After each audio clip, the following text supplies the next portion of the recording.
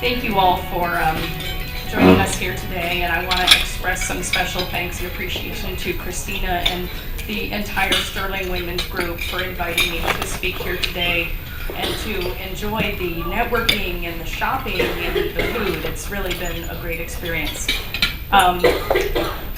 What a daunting task to come up and talk about my path and my journey. I'd much rather talk about research or something because I am a science nerd. Let's make no mistake about that. But who am I? What is my story? So I've been thinking about that, and I am a STEM educator. I cannot think of a title that makes me more proud than teacher. Add on the STEM, science, technology, engineering, and math, and I'm truly honored because this is my calling. In the past weeks, as I've been reflecting on my path that I followed through my education and my career, I had to pick out like the points that were the most salient to me that really express what has got me where I am. I owe a debt of gratitude to my father, who retired from the Navy, and for his military service. So I grew up as a military dependent, and we moved all the time. I've lived in California and Maine and Rhode Island and Key West, Florida, and everywhere. When my dad retired, we lived on the West Coast, and so that's why my college education was on the West Coast. When I graduated from college, I knew I did not want to live in the Seattle area, so I moved to Hawaii.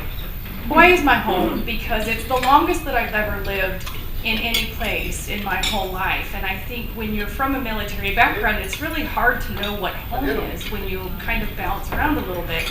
I was born in Rhode Island, but that's not my home. And as I've made kind of pit stops around the country, those weren't my home. But for most of my adult life, I lived on Oahu in the Hawaiian Islands, and that's home. I left there about 7 years ago in order to move here to the East Coast for my job. But going back to my younger years and my education, for me, getting A's in high school was effortless. I never studied, and that's a really bad habit to develop.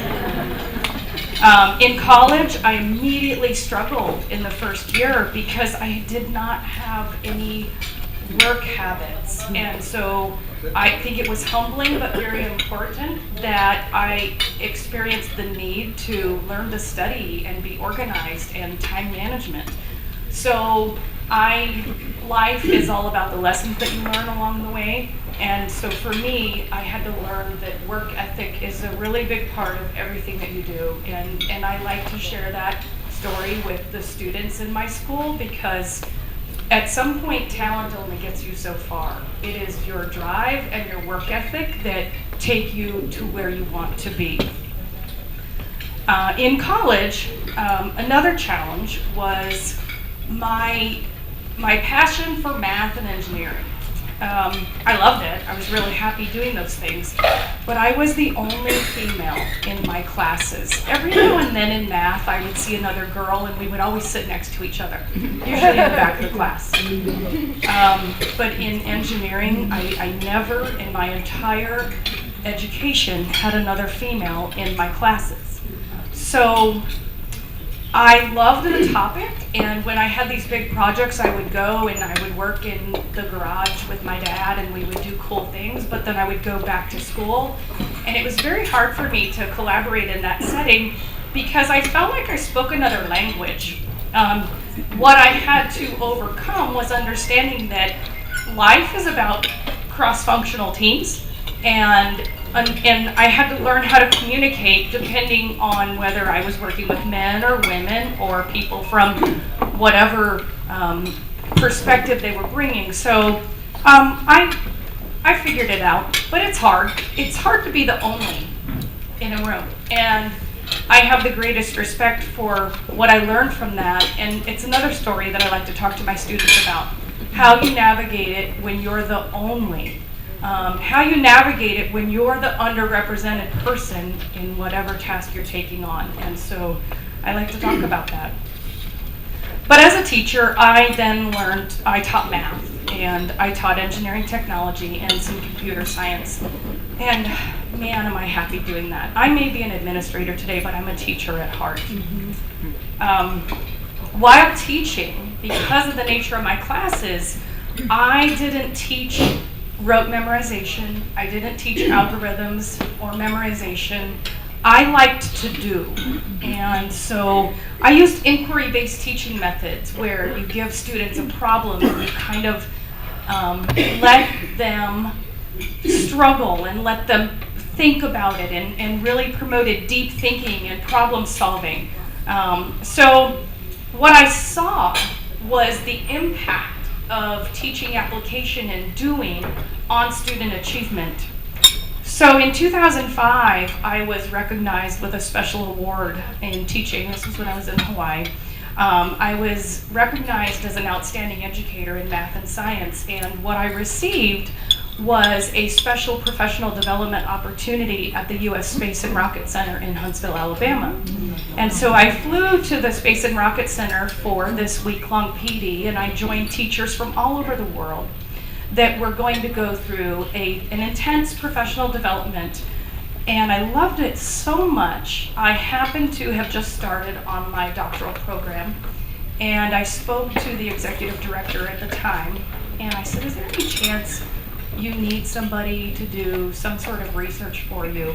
Well, lo and behold, I was able to return and conduct my dissertation research for the NASA education program, and then I proceeded to work there for 5 consecutive summers, and I was then the teacher of teachers.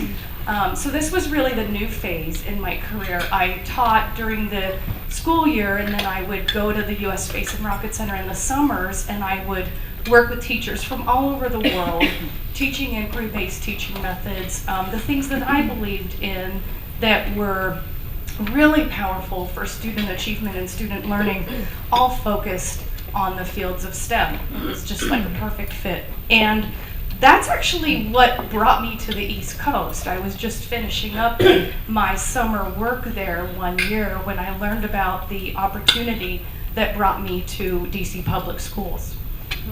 So as an educational administrator, I have filled a variety of roles, and you can read about the bio if you want.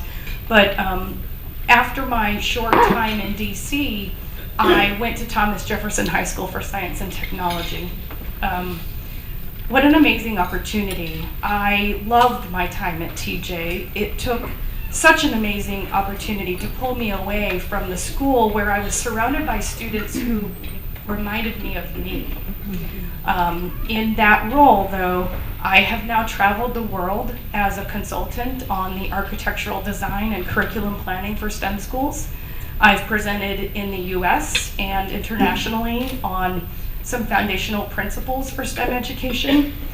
So now, my current role, where I've been for 3 years, is the inaugural principal of the Academies of Loudoun, which is Loudoun County's brand new STEM magnet high school. I came on board almost 3 years ago as the planning principal.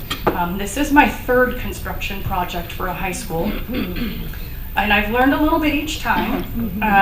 So I did a comprehensive high school as an administrative intern in the Seattle area, and then I took TJ through their renovation, which was a great learning opportunity. My role at TJ was the administrator in charge of science and technology, and so when you're planning research labs, you have to dig really deep into the infrastructure that's going to be required to run the equipment and the instrumentation. So that brought me to Loudoun County, where I was presented this opportunity to be the inaugural principal to work with the architects and the planning committee on a brand new STEM school. What could ever be better than planning your own school and then building it brick by brick?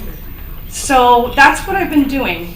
At the Academies of Loudoun, we're trailblazing a new approach to STEM education by broadening the traditional approach often evident in STEM programs.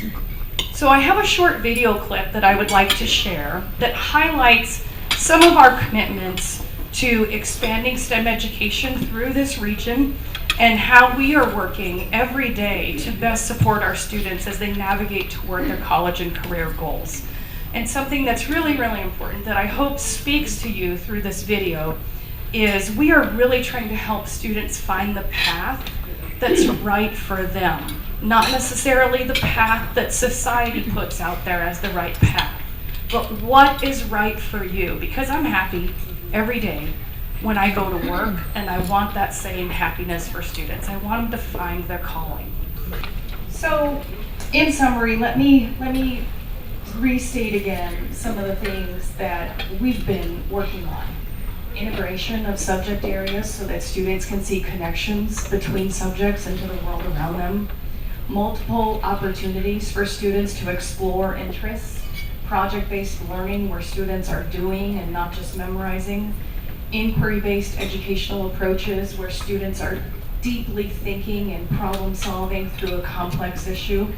And a strong foundation in research where our students are being innovators themselves and pushing the boundaries of the existing body of knowledge to develop new knowledge.